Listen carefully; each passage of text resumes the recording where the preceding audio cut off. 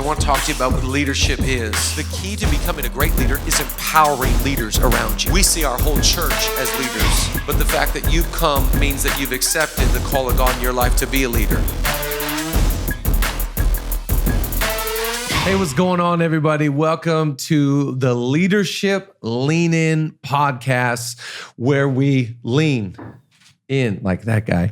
Hey, we're so thrilled to have you. I think this is episode number, Jeremy, Rich, our team. This is episode number 4.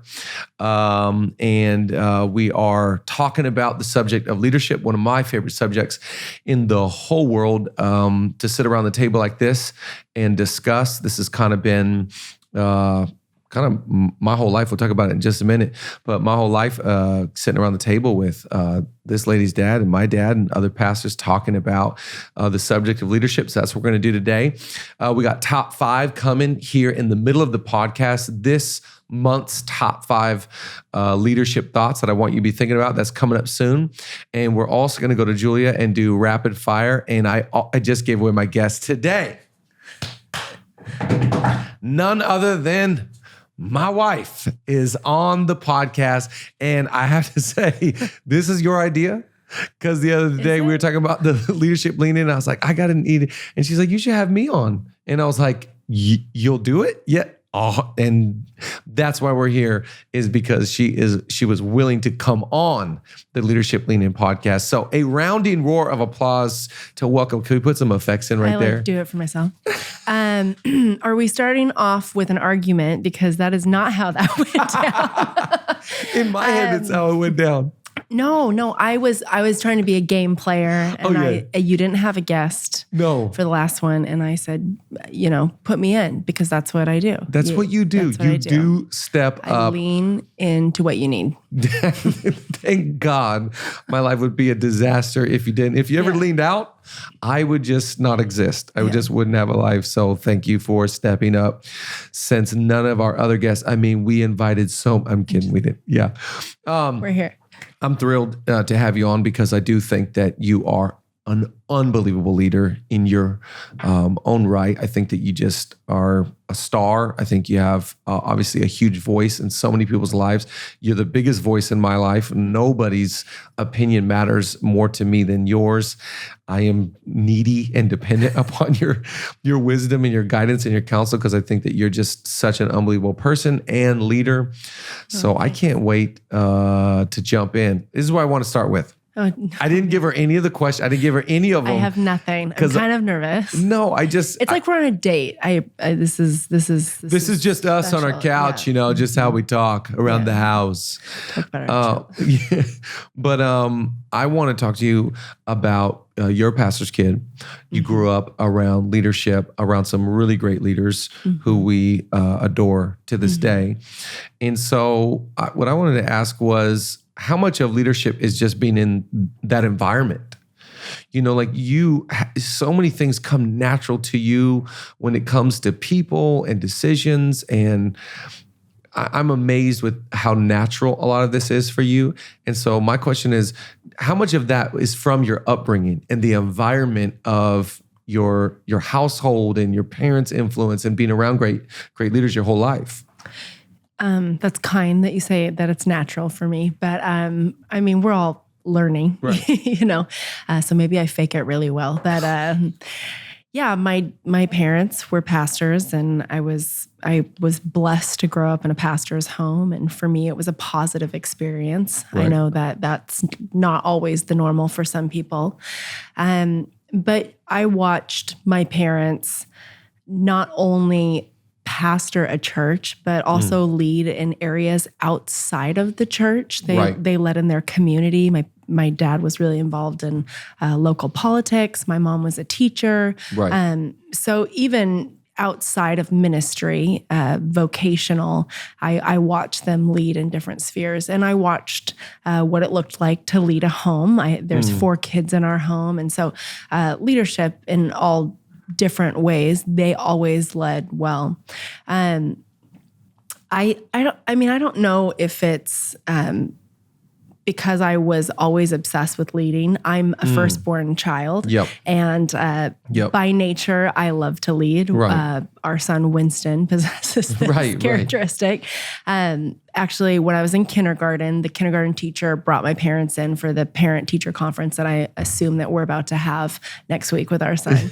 And they said, Julia's doing okay in class, but we have a problem because she thinks that she's the teacher. So I was always obsessed with leadership, even from a young age, because I possessed the wanting to be in charge characteristics. One of my favorite stories about you growing up is that you took over ordering for the family when you were like 10 years old. Like you it's not your parents that are doing the ordering at the restaurant. You are doing the ordering. Is that right? Yeah, McDonald's is confusing. I think, but no. So I always liked to lead, but I think what I had to learn over time was, there's being in charge and then there's leading people. And, power does things to people. And when I stepped into leading a home or our children or a church or employees, I had to learn the difference of wanting to be in charge versus leading people into great place. So I don't always think it was so natural for me to lead well. I think that's kind of you to say, but yeah, I think it was a journey for me to learn to lead versus learn how to take charge. Well, I think that's, what you're saying is really important, because the way that I look at your life, the journey that you went on was, here is a blessed kid. You grow up with parents like you did, and the environment, the exposure to great leaders all the time, and, great, not just great communicators, great people. And then, you go to college and, you run a successful business, which I want to talk about, and do really well. But then, when we start dating and when we get married, now you're kind of thrust into leading people. Yeah. And I think a lot of that, what was great about that season watching you, was so much of that was natural, because you grew up in the environment and you know it. But then some of it you're feeling your way through and you're learning, you're going, I've never done it like this before. And this is, I watched it, but now I'm having to do it. Well, talk to me about that season of like when it started to ignite for you and you're like, now it's my turn. And so I know all this in theory, but this is my first time doing it like in practice. Yeah. It's so funny because I think back in that season, all these memories start coming back. And, it's so easy for all of us to look at something and to easily criticize, like, I can do that, or I have a suggestion, or I know how to do that. And a lot of us possess a confidence, or should I say arrogance. Right. So I looked at that life and I said, oh, I got this. I can do this. Right. But it's not always easy. And so, never judge someone who's walking in different shoes, especially in the area of leadership, because it's a different weight, and I respect people that carry positions of leadership above us, and in maybe in different fields. But when we first got married, I don't know if the viewers know this, like they know that you're wearing the viewers, like the viewers know that you're wearing leather pants right now under those tables. I don't know if the camera can show your leather pants. I'm like all the way under the table. You can't. You're not that flexible. Okay. No, when we got married, I was like, oh, I can, this has been my prayer and my dream is to marry someone in ministry. Yeah, in my calling. But this is gonna, oh man, we're gonna make it. We're gonna get on track here. It's our date. No, so when we got married, I was like, oh, I've seen this done. I feel like I can do this. But I remember having a season in our first year of marriage. We had a lot of transition. I moved into your world, and your world was Chad Veach world, and you were very popular in the city that we lived in. Emphasis on past tense. Yes. No, you still are very popular. And I remember feeling a loss of identity, and always growing up as a pastor's daughter, I had strong identity, strong confidence, because it was under the umbrella of my name and who I was in that environment. So then I move into a different environment where I'm not known and it's your world. And there was a lot of change, and being married is a lot of change in itself. But I remember one of the few, we never ever argued, but one of the arguments that we had, I had tears. And I remember I said, Julia McGregor used to be somebody. That was my maiden name. That's one of my favorite lines. I think I was maybe even hitting my chest, but I don't know what that does. Maybe I'm like bringing some testosterone to the table. But I think that there, when you get married, there is a loss of identity, because you're two shall become one, and I'm gaining a new name and a new identity. And with that, there was a lot of transition, but learning how to lead and lead well was something that I was learning alongside you and alongside being newly married. So a lot of it was, I thought I knew that I was going to be good at it, and that was not the case at all. Right. And that's a difficult reality to enter in something and feel like I've got confidence for this next season, but this season is not going the way that I panned out. Sure. So I remember it feeling really lonely, actually. And I just had to keep learning and loving and trying to regain confidence and strength in myself, and you really were encouraging during that season. But yeah, 2008. Yeah, but I think that's for all leaders, right? It's until you do it, until you always think about David, right? David can walk into leading Israel in millions because he has, when nobody else was watching, wrestled lions and tigers and bears. And until you do it, until you have, the stewardship of whatever leadership or season you have, you can have all the thoughts and the theories and even the exposure. And so I think, what's great for leadership, that's like leading a church. I had all these thoughts and ideas about leading a church, but until I do it, I was like youth pastor for 15 years going like, why are we doing this? And why are we doing, and all these opinions. And now that I see her, I go, now I know why we didn't do this and why we did. And so, I think it's a beautiful thing to grow up in the environment and to be around it. It's an even cooler thing to work it out yourself and start to go on that journey and become the leader that, you're supposed to be. I want to talk about something that I often, refer to when it comes to you is that if I didn't know you, we've grown up our whole lives together. If I didn't know you, your class, your elegance, your taste, I would have thought that you grew up with money. Oh gosh. I would have thought you grew up, like with just a lot. And both of us are from humble beginnings. Both of us have incredible parents that were education majors, with both of them, worked with special needs, and our parents were teachers and then youth pastors and then pastors and both. And so, but what amazes me and what drew me to you was you have this class and this elegance and this next level. Talk to me about, where does that come from? And how do you get around? I always think, before I married you, when I got around greatness, I got real quiet and shy. I'm like, oh my gosh, that's greatness. And then when I got around you, you were like, oh, they're great. I want to get around them and we're going to be friends with them. Where does that confidence and that class come from? Like, talk to me about that.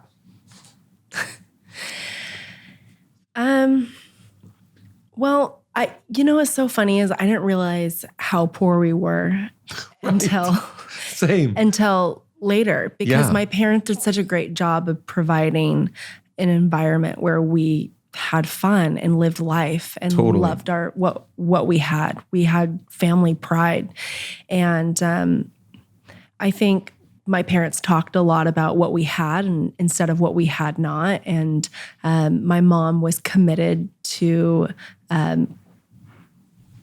making our environment cultured. So even though we didn't have a lot, like she made us try innovative foods. I remember we went out to like cool Asian trendy restaurants before Asian was trendy, like my mom would find coupons and drag us to the art museums and she would dress us up and we would go out to eat and like share one soup, So I think I grew up with a mom that was really committed to raising us in an environment where we had awesome experiences. And my dad was really big on that as well.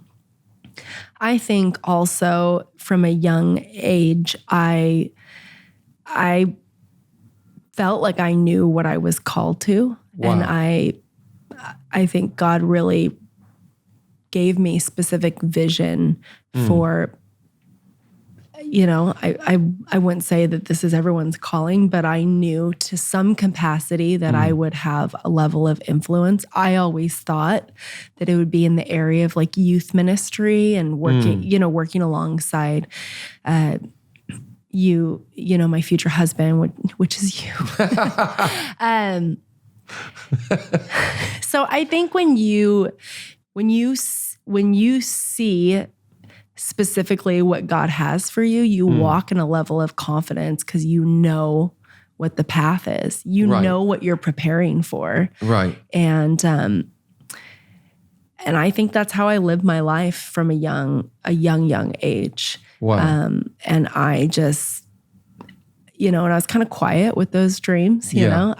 I was specific in my heart. I had ambition to go after different things because I knew what I had saw. Yeah, I love those stories. Like when you're like in middle school, talk to me about those days, those years when you're like, I don't know what grade, but you're in your room listening to worship music. Like, you really at a young age, like you're saying, had this encounter that shaped your life. Yeah. I mean, I was blessed to be in an environment where I loved church and I loved going to church and I enjoyed it. I didn't endure it. And I had great community of friends from a young age, which is such a blessing to a young girl. But I did have like specific moments where I encountered God's presence and it really did change who I am. It really spoke over who I am. And that in those moments, that was where dreams were birthed. And that's why I love so much the model of a conference, because a lot of things were spoke to me in a conference setting or in a special service setting or a special night service setting. And I think those dreams and those specific words that I received helped navigate me through a lot. Sure. And I never really went wayward with those. Like I always knew those were in my heart. Yeah. And in fact, at 19, I wrote, I think I read it at our wedding reception, but I wrote like a journal entry when I was 19 that like I would do this and that. And it was like verbatim what like our life looked like, 10 years later. But it's amazing. I don't know. I think that I was really passionate about Jesus, and I spent a lot of time in my room trying to navigate who I was called to be, who I was supposed to be, and through worship at the time. I loved gospel music. Yeah. Fred Hammond. Should we sing a couple? Oh, okay. Go ahead. You start. I'm blessed in the city. Like that guy. I'm like, I changed your key. Yeah, because I was in the wrong one. I'm like, a little high. Okay, we're fine. No, but I just have a lot of moments where, feeling like specific calling was lonely, and I had to make a lot of decisions to follow those dreams that felt like not exciting or not the normal. And Right. Yeah. But I think, being around you, even in, when you're younger, you exuded confidence and identity and this sureness about you that was like, whenever I was around you when we were younger, I'm like, this girl's a force, like this girl is confident and, knows who she is. And I always sense that about you, even when we were young. And you brought up something that, I think is important for all of us to understand is that here you have let's just say the God side, the Jesus side that you took very serious, and you have moments that I think are really important. But then you also, and even when we were dating, this was, a big part of your life. You have this, I don't know a better way to call it, but let's just call it marketplace or business. So when I look at you, I always think, here's Julia. She has this massive ministry calling. You have ability to speak to people. You have an ability to lead people. You have this massive side that is let's call it a Jesus side. But then you also have this business side on you. And, before we got married, you owned 5 houses. I owned 1. You made I married you for money. Honey. Hallelujah. but you were making a lot of money in those days, and you were in real estate, and you weren't in ministry at the time. You were doing that part. And I'll never forget going to the prophetic assembly, which I didn't know what it was. When you invited me to this assembly. Clarify when you invited for me the viewers. Yeah, the viewership's crazy right now. Yeah. Dog, the viewership's crazy. Yeah. But when you were telling me come to this assembly, I was like, I just thought of school assembly, but we go to this meeting and people pray over you, and everyone that prayed over you was like, you're called to, fund the kingdom of God, and you're called to make money. And I always think you have this tension within you. Mm-hmm. You have the God part, and that's a big calling, but then you have this business part on you that you could be doing real estate right now. You could be doing any entrepreneur endeavor that you wanted to. Talk to me about how do people navigate, how do you conclude and resolve for you? Because I've seen you in seasons of this and I've seen you in seasons of that. How do you know what you're supposed to be doing? So good. Yeah, I think navigating is like such a key word. Yeah. And that, I loved what you talked about on Sunday. Like, it does require wisdom.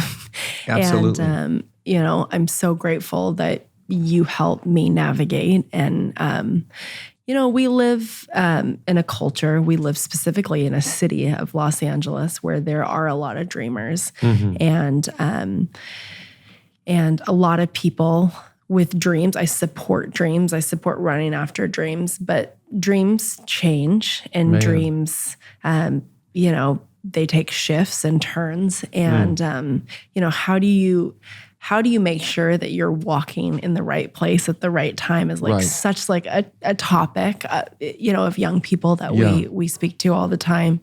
And I navigate through that a lot between the ministry and the business side.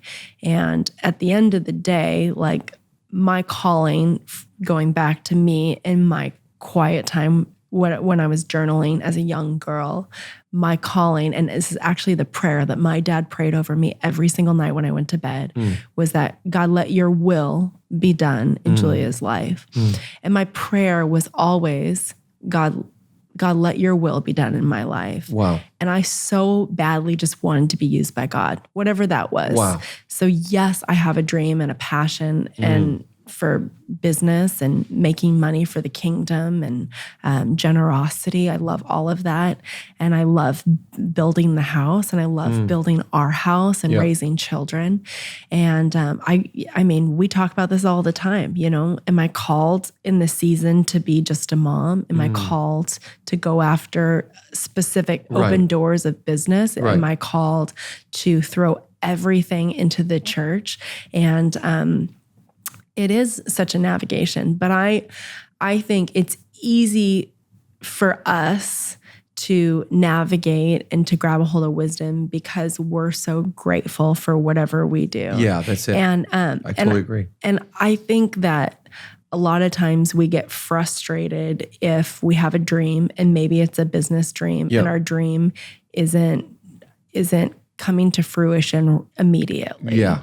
And Wow. and I just, through our story and through our dating and how we got together and all that, I've just learned time and time again, like even with children, just it's the hardest thing in faith, and it's the hardest thing in leadership, even because we want to take control, is just the trusting part. Yep, that's it. Just like, I can't say this enough, but I trust in his faithfulness. Yep.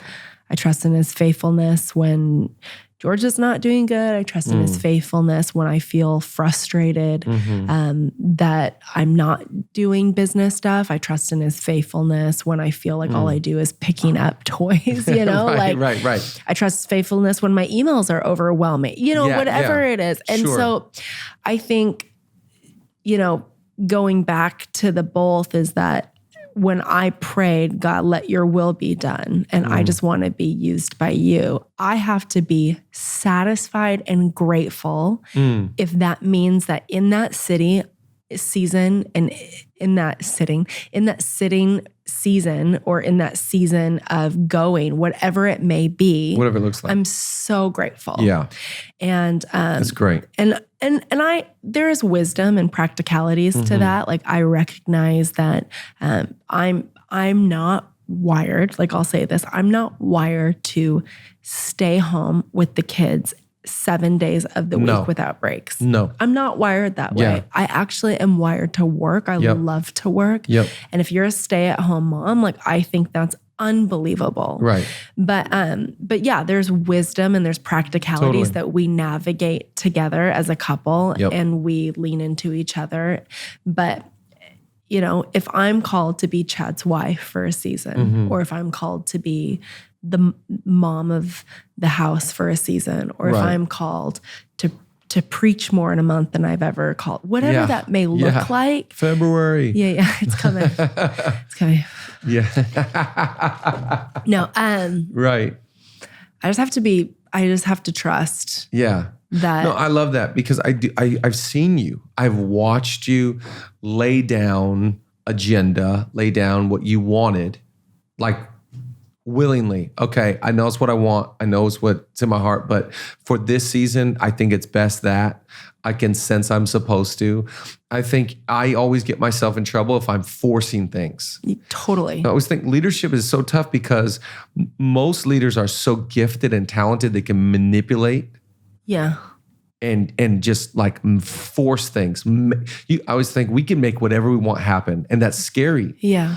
Because even though I can make it happen, doesn't mean it's best. And you use the word will. That's a perfect term. Is what's the will? What's the perfect thing? What's the God idea or the right idea right now? I'm always looking for that. And sometimes it's counterintuitive. Sometimes it's different than what I imagine. I think we live, like you said, in a city of broken dreams. And I think that maybe when your dream gets broken, we've experienced this, you can actually turn it around and still redeem that brokenness, redeem that it's not what I wanted, it's not what I thought. But I love what you said, if I'm grateful and I can really see how God can use this and really stay on the right track within this lane or season, I'm going to turn out all right. And you've done that over and over and over again. I want to keep talking and get back to more questions. I'm grilling you today. I didn't realize this was like so much about my personal story. Oh yeah. Well, I thought we were like in the co-lead. It's about whatever we want. You just look here over at this Apple laptop. It's a MacBook Pro 15-incher. You never know what the next question will be. We're going to come right back to you, Julia. Okay. We're going to take a break here for the top 5 we have an intermission. Leadership thoughts for the month of January.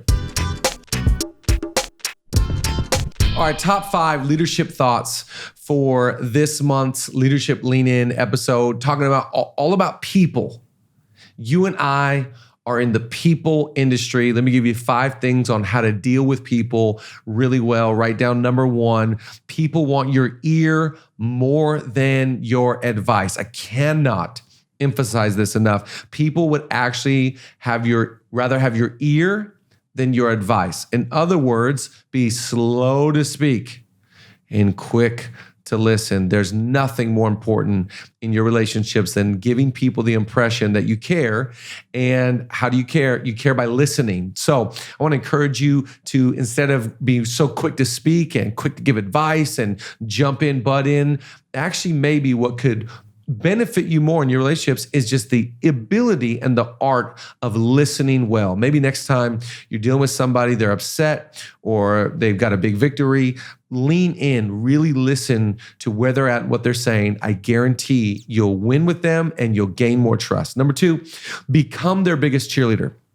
I love this because I think everybody needs some cheerleaders in their corner. Everybody needs some people in their world that they can rely on and they can count on. And they go, these people believe in me. They're always cheering me on. Cheerleaders in your corner, you can tell them when you're winning and you can tell them when you're losing. I remember in high school, our cheerleading team, they would assign cheerleaders to each of us on the basketball team. And so your cheerleader would make your bag filled with goodies and make signs for you. And I remember coming out, in the warm-ups and looking over and be like, there's my sign. And on the bus, I'd have my bag, that my cheerleader, and I felt like at least one person in the stands is cheering for me. Coach had to assign them, but they're there to cheer for me. I hope that you're someone that's guilty, that the people around you and the people you believe in, that you are vocal, you're loud, and you become their biggest cheerleader. Write down number 2, nothing trumps relational equity. This is number 3. I cannot emphasize this enough. Nothing trumps relational equity. Remember, an account has deposits and withdrawals. Deposits and withdrawals. If you want to be good with people, make more deposits than you do withdrawals. What is a withdrawal? Conflict, negativity, bad interaction. You got to correct them. Sometimes these things, if they compound over time, you can go bankrupt relationally. I can't encourage you enough to be someone. Make deposits. What is a deposit? Text somebody, encourage them, send them a gift, show up for the things that are important to them. Make those deposits and gain relational equity. The people that win with others are always those that are making more deposits than they are withdrawals. Never try and correct someone without making a ton of deposits. Gain relational equity and watch your world expand like crazy. Here's the next one. I think we're on 4. People will always remember the way you make them feel. This is so crucial. People do not remember what you say. They remember the way you make them feel. So if you make people feel loved and cherished and valued and welcomed, they'll always feel safe and at home when they're around you. If you make people feel small and judged and less than and unwanted, good luck, because they're not sticking around. People never remember what you say. They always remember the way you make them feel. So what is my goal? My job is to make people feel known and needed. Known and need. I know you and I need you. I want you to be a part of my journey and my world. It will take you so much further than you can ever imagine. And here's the last one. If you serve people and not use people, you will always have great people around you. If you serve people, not use people, you will always have great people around you. People that are good with people. People that win with others have this ability to whoever's around them, they serve them. So you could be at the top of the top listening to this podcast. If you're the head of the head, it doesn't mean you're exempt from serving others. Get around great leaders. And one of the hallmark signatures of all great leaders is they know how to serve their team, serve the people that are around them. Old leadership saying, work hard for those that work hard for you. If you do that, you always have great people around you. If you just use people and burn people and everyone is disposable and everyone's replaceable, if that's how you treat people, trust me, people will not last around you. You're either building a factory or a family. In a factory, you might produce stuff, but people are going to come and go like crazy. If you build a family, no one wants to leave. Serve the people that are around you, and you always have great people around you. That's this month's top 5 leadership hits. Love you. All right, back to mi esposa. Se llama Julia. Like I start speaking in Spanish. Like, come on, Do man. it. Ask me the next question in Spanish. See. Okay, una pregunta, Julia. No, I'm done. Yeah, that's it. That's all. That's all I got. Probably a question that you get asked a lot. Oh no. And I've got a What's it like being married to you? no, stop. I've got a front row. I like take over. I might start asking you. I've got a front row seat for this, and people they ask both of us this question, and I want to hear how you feel about this today. How do you do it? I got a text yesterday from a pastor. It was like, hey, there's a lady on staff at our church. She wants to talk to Julia about how she balances life and how does she do, your life, kids, ministry, travel. You go and speak places. You've got a real demand on your life. How do you? I do not like the word balance at all because nobody balances life. Yeah. How do you stay healthy? How do you manage your energy? How do you do your life? What are some keys and some tricks that you're like, this is what I try and do in order for me to be my best? Such a good question, right? That we're always trying to get better at. Someone asked me that question after church a few months ago, but she asked it differently. She said, are you doing it? And I said, come again. Not how are you doing it? It was like, are you doing it? And I was like, I think I am, Yeah. Yes is the answer, maybe. I'm Ron Burgundy. Yeah. Oh, no. Yeah. This is your guest. It's going to correct your job. Okay. Don't spill the tea, honey. No one else has been my wife. So yes, that's fine. Yeah. This is completely in balance. You're so funny. We're fine. Yeah. We're on a date right now. Yes. Chad and Julia.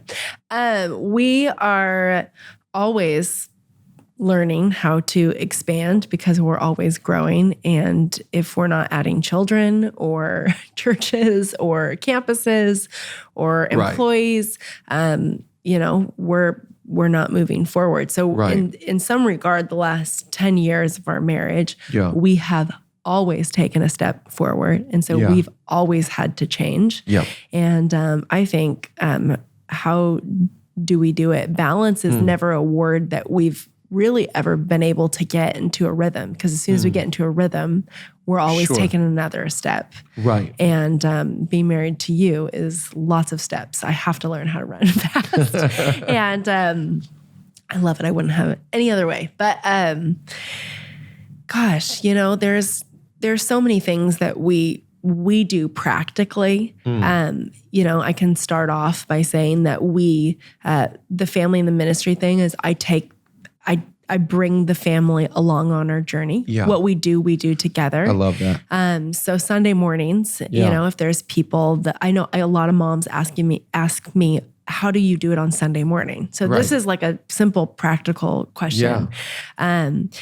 We have an incredible team of volunteers that rotate and help me get out the door.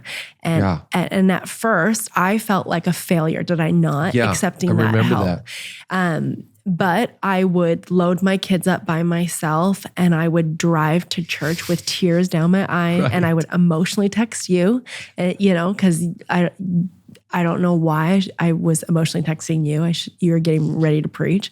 And I was like, Sundays are hard. This is terrible. Everyone's losing their mind. Yeah. But we're on our way. We're making it. And I did things out of duty and it became unenjoyable. And so we got volunteers to help get us out the door. Amazing. But on Sunday morning, I ride, a lot of people don't know this. I ride with all of my kids to church, and our kids go to at least 3 services, sometimes 4 services, which a lot of people think that's crazy. And I respect nap schedules and people that are on specific schedules, but our kids love to come along the journey with us. Yeah. And they even beg to go to the night services. Well, if Winston could, he would go to every service. He would be there, every single one of them. They love to be with what we're doing. Yeah. And so we bring them along our journey. So that's one way that we, that we navigate life. I think we do this a lot, is just always taking inventory. Yeah. always taking inventory, assessing where we're at, asking the other person how they're doing, asking our children how they're feeling. Yep. We make assessments and then we make changes. Always. And you're amazing at leading that. If it's broke, we fix it. Have to. I grew up with a dad who was, not is, a football coach. Yeah. And so he raised us girls like football training camp. So this is so real. But we had to do what was our duty, and we had to push through. And if I had tears, I had to run into the bathroom and wipe my face and get back out there and get it done. So I have duty and grit within me. So I know how to do a lot, but I don't think that's always the solution. So for me, loading up the kids every Sunday and getting to church because it was my duty, and then getting disgruntled in different areas of my heart and feeling overwhelmed and tired and exhausted, but I never said anything about it. That isn't my idea of a healthy dichotomy of work and parenthood. I think assessing and making adjustments and doing things smarter, and allowing you to be the best version of you. I think one of our New Year's resolutions is really inspecting energy, and not energy because we're in Los Angeles, but actually, we're getting older. Don't spit your tea out. But it's a real reality. Getting more sleep, being healthier, practical things, eating more water, diet, vitamins, all of it is something that's a huge part. Feeding our soul, quiet time, worship music. I mean, it's all a part of, what we do. But I think the two main things for right now with 4 young kids, we've had 3 kids in diapers for several years, which is that's a lot in itself. So we have young kids and we have a young church, and we're in a fast moving church and a lot going on, and we travel and all that's in between. And we're so grateful, but I think we take inventory and we do it together. Yeah, I think I'm always thinking there's a better way. Yeah. Out there's a more efficient, effective way, and I've got to do my best to go and get around great people, go get around people that went before us. I got to find that better way because I'm always convinced I'm not doing it the best. Somebody that's gone before me or somebody that's currently doing it right now has done it better, and I want to learn from them, and I want to make whatever it costs me to bring health. Yeah. That's kind of like our whole mission for our house. That's kind of our whole mission for our life is we will fix anything on a dime if there's a better way, whether it's nighttime routine or an organized health, junk drawer. Getting an organizer. That is a great case in point. Yeah. Because it's about doing it to the best of your ability. Yes. And I love that. I appreciate that about you, that you're committed to. So much of leadership is not getting stuck. This is the way I've always done it. This is the way my parents did it. Yeah. This is the way this worked before. So much of leadership is going, what got me here will not get me there. Yeah. I've got to make changes. And you really helped me be good at change, welcoming change. That's not always the easiest for any leader to make the change. But anytime you do, you can just sense the whole lid. Yeah. The way I'm doing it right now has automatically put a lid over my life. Yeah. And I've got to discover what it is so I can lift the lid and grow to another level. But I can't unless I'm willing to change. I love that about you. Here's the last question. Okay. God, you've been good. Oh, you are good at this. Thank you. Oh, I'm inviting you back. Oh, part 2. Okay. Tell me about a time as a leader that you felt like for the first time, I did this. Because you've been doing this now for 10 plus years and leading at a high capacity. Name a time where you're like, I really felt like that's what I was supposed to do, or the way I was supposed to handle it, or I felt confident that gave me a boost in my leadership. And name a time where you're like, I wish I could get this one back. Wow. If I could get a redo and I could shoot that shot again, I know I'd nail it. But I think I missed it, and it was a learning lesson. Yeah. Whichever one you want to answer first. But I love this kind of stuff because I'm always thinking about, if I could go back, I would handle that so much differently. Yeah. And this over here is like, oh man, like, thank God I think I did good with that. All right. I think I can think of several misses. But just give me one example. I can think of 50 of myself, yes, as well. But give me one where you're like, this one stands out. I wish I could get this back. I think letting my emotions dictate how I handle the situation, reacting versus responding. For sure. And for sure. My intensity, my drive, my passion came through unloving, unprofessional. And the feeling of inadequacy and failure after that was enough for me to be like, I don't want to do this anymore. Wow.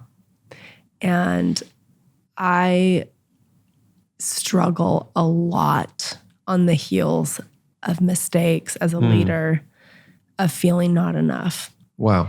And what's helped me with that is resolve.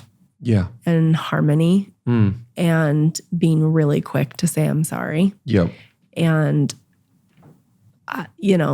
I just am from the belief that you're never too big to say you're sorry. Yep. And I think a lot of people on our staff or that we're closest to have heard me apologize to them because I, on my own, I don't have it all figured out. Right. I mean, I'm still navigating how to lead and how to do it and how to do it with sleepless nights with children. Yep.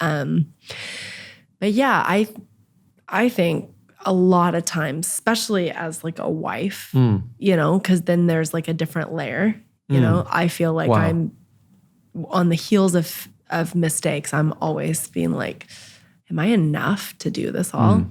But I'm just so grateful that when we're weak, he's strong. Yes. And time again, like I just have to remind myself that if I just make it right with that person, they'll forgive me as quick as I apologize. Right. And so yeah, I've had several blunders. Is that what we're calling it? We can call those blunders. No, I think I just cannonballs. Just kidding. What are they? Crash and burns. Okay. I think it's so important. I heard someone say this recently. I can't stop thinking about it. You're only one conversation away from resolving all the issues you have with somebody. Right. That's just the reality. Oh, you say things so much smarter. You're only one, but I agree with, I've made so many mistakes, and that follow-up convo, sitting down with somebody, hey, no one's too big to, to apologize. I love that. And I've seen you do that. And that's what, if people don't have room for your mistakes, they shouldn't be with you. Yeah. If people can't let you fail forward and give you our job as leaders, I think, is to give everybody in our world tons of room to grow.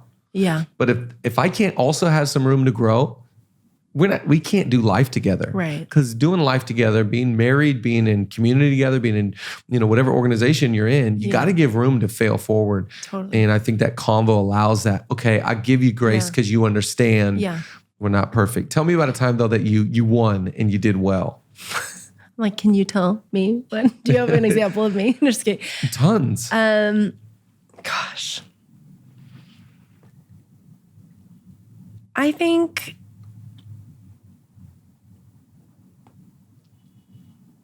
I don't know. I like gravitate to the underdog, the person that like isn't like the chosen or the smartest or the pastor's kid. I love pulling people under my wing that have maybe don't have it all together. Right. And I I think that sometimes they're surprised by like how much grace I give them. Yes. And I keep allowing them to keep doing things after they've failed time and time again. Totally.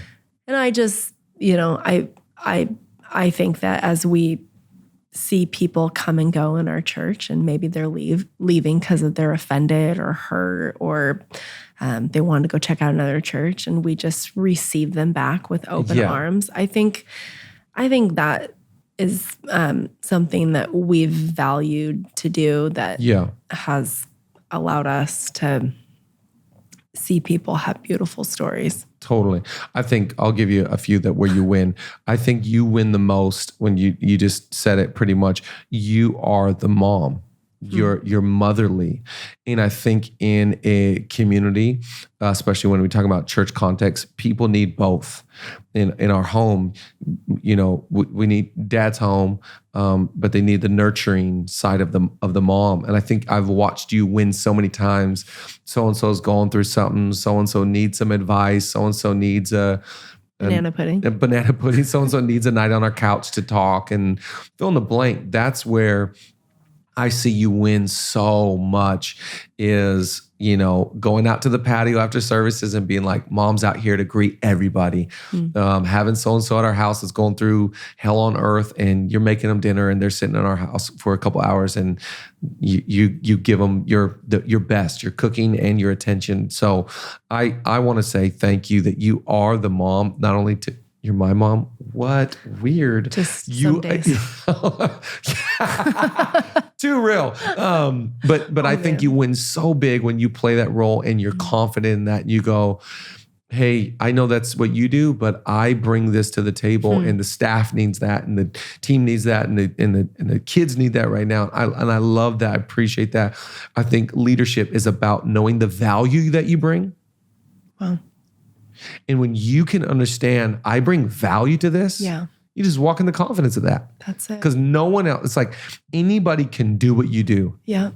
But nobody can replace who you are. Yeah. And who you are is such a big deal. So I love you. Thank you for coming on the podcast. This is where we make out. We did it. Yeah. Let's go. Cheers. Cheers, mate. We love you. We'll see you next podcast.